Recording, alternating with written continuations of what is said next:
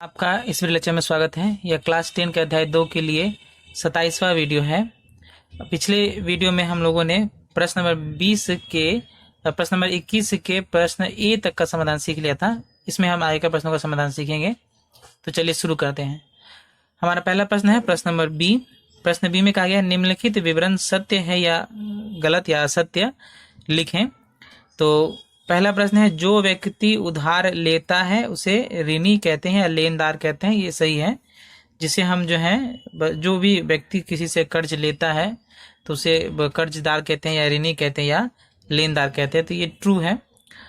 अगला प्रश्न है प्रश्न 2 कि मूलधन व प्रतिशत वार्षिक ब्याज दर समान होने पर कुल ब्याज मूलधन का समानुपाती होगा। ये इंपॉर्टेंट क्वेश्चन है, समझना पड़ेगा आपको कि मूलधन और प्रतिशत ब्याज दर वो समान होंगे। तो हम मान लेते हैं कि माना मूलधन वो x रुपया है, इसलिए दर भी क्या हो जाएगा, x प्रतिशत हो जाएगा, क्योंकि बोला है कि ब्याज दर और प्रतिशत वो दोनों समान है। तो इसीलिए हम अगर ब्याज निकालें तो ब्याज बराबर क्या हो जाएगा, मूलधन गुने दर गुने समय बटा 100। तो मूलधन हमारा कितना है, मूलधन हमारा है x, दर है हमारा x, समय को हम मान लीजिए t मान लेते हैं बटा 100, यानी x गुने x स्क्वायर गुने t बटा 100। तो अगर हम इस चीज को लिखें कि ब्याज बराबर क्या है, x स्क्वायर गुने t बटा 100। तो अब यहाँ एक चीज देखिए, ये समानुपात से है कि ये तो 100 है, ये स्थिरांक हो गया। अगर t यानी समय को हम स्थिर मान लें, यानी समय को हम क्या मान लें, स्थिर मान लें, तो जो ब्याज है वो x स्क्वायर के साथ समानुपात होगा। यानी हम क्या लिख सकते हैं, इसीलिए ब्याज वो समानुपात होगा x स्क्वायर के।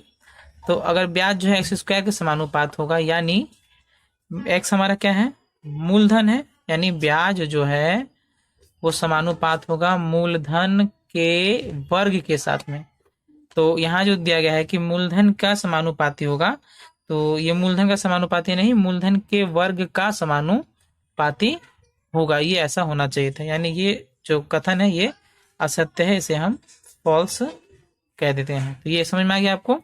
कहा गया कि मूलधन और प्रतिशत वार्षिक ब्याज दर दोनों क्या है, समान है। तो इसलिए जो मूलधन जो ब्याज होगा वो मूलधन के वर्ग के समानुपाती आएगा। हमारा अगला प्रश्न है प्रश्न नंबर बी, रिक्त स्थानों की पूर्ति करें। तो जो व्यक्ति उधार देता है उसे हम क्या कहते हैं, जो दे रहा है उसे हम कहते हैं कर्जदाता। कर्ज दे रहा है इसे हम क्या कहते हैं, इसे कर्जदाता। ये प्रश्न आसान है, आप पहले पन्ने में पढ़ेंगे तो आपको लेनदार किसे कहते हैं, देनदार किसे कहते हैं, कर्जदाता किसे कहते हैं, कर्जदार किसे कहते हैं, ये आपको समझ में आ जाएगा। इसका उत्तर फिलहाल कर्जदाता यानी जो कर्ज दे रहा है वो हो जाएगा। अगला प्रश्न हमारा है प्रश्न नंबर 2। प्रश्न 2 कह रहा है कि r/2% वार्षिक ब्याज दर से 2p रुपए का t वर्ष का मिश्रधन ज्ञात करें। तो हमें मिश्रधन ज्ञात करना है। 2p प्लस क्या होगा, तो ये 2p मूलधन है, इसलिए 2p यानी हमें ब्याज निकाल के यहाँ बैठाना है।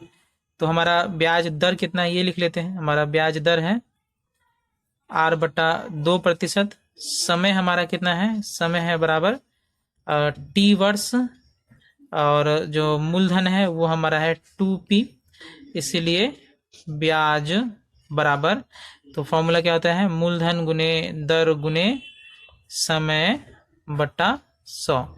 तो मूलधन हमारा है 2p, दर हमारा है r/2 और समय है t वर्ष बटा 100। तो इसको एक बार हम दोबारा लिख लेते हैं। तो ये हो जाएगा 2p गुने r गुने t बटा 100 गुने 2। ये r/2 का 2 नीचे चला है, तो ये 2 और 2 कट सकता है और कुछ भी नहीं कटने लायक। तो ये होगा p/r/t बटा 100, p गुने r गुने t बटा 100। तो यही हमारा क्या होगा, ब्याज। तो यहाँ बोला मिश्रधन क्या होगा, मूलधन यानी 2p प्लस ब्याज यानी p/r/t बटा 100। यही हमारा सेकंड नंबर का आंसर होगा। बढ़ते हैं अगले और अंतिम प्रश्न की ओर। हमारा अगला और अंतिम प्रश्न है, एक वर्ष के मूलधन का ब्याज का अनुपात, मूलधन और ब्याज का अनुपात 8:1 9 होने से वार्षिक सरल ब्याज दर ज्ञात करें। तो ये जो मूलधन का और ब्याज का अनुपात ये गलत है, यहाँ मिश्र धन होना चाहिए। मूलधन और मिश्र धन का अनुपात जो है 8:9 होना चाहिए।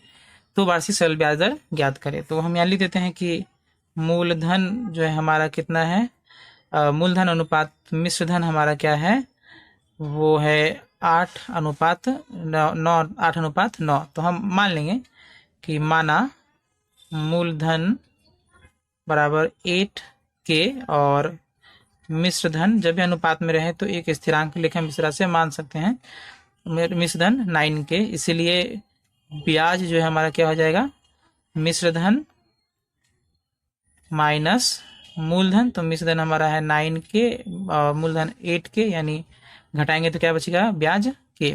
हमें क्या निकालना है, वार्षिक सरल ब्याज दर। तो इसीलिए दर बराबर हमारा फॉर्मूला क्या होता है, 100 गुने ब्याज बट्टा मूलधन गुने समय।